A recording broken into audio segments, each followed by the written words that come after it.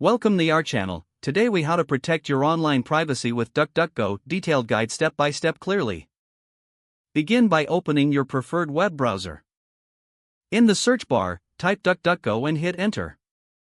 Click on the official DuckDuckGo website from the search results. Once the site loads, familiarize yourself with its features.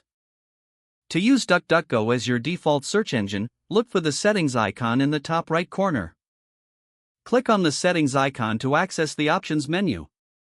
Select device to find instructions tailored to your operating system. If you're using Chrome, you'll see a prompt to add DuckDuckGo as your default search engine. Follow the steps provided to make the switch. For Firefox users, click on Add to Firefox to install the extension. Once installed, ensure DuckDuckGo is set as the default search engine. If you prefer using DuckDuckGo on mobile, download the DuckDuckGo app from your device's app store. Open the app and follow the prompts to set it up. Explore the app features, particularly the privacy grade, which evaluates website security. Familiarize yourself with the Fire button, which instantly clears your browsing data. Adjust your app settings for added privacy features, such as blocking trackers. Consider reviewing the More section for additional tools like the email protection feature. Using DuckDuckGo's Bang shortcuts allows you to search specific sites directly. For example, typing W followed by your search term will take you straight to Wikipedia.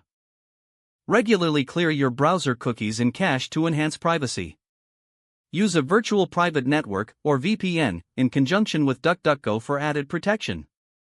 Make sure to regularly check for updates to the DuckDuckGo app or browser extension. Engage with DuckDuckGo's privacy resources to stay informed about online safety. Last, integrate privacy-focused habits with your general internet use for optimal protection. If the page does not load, refresh the browser or try again in a private or incognito window. Make sure you are using the correct email address, then retype it carefully to avoid small typos. If your password is not accepted, use the reset option and create a new strong password you can remember.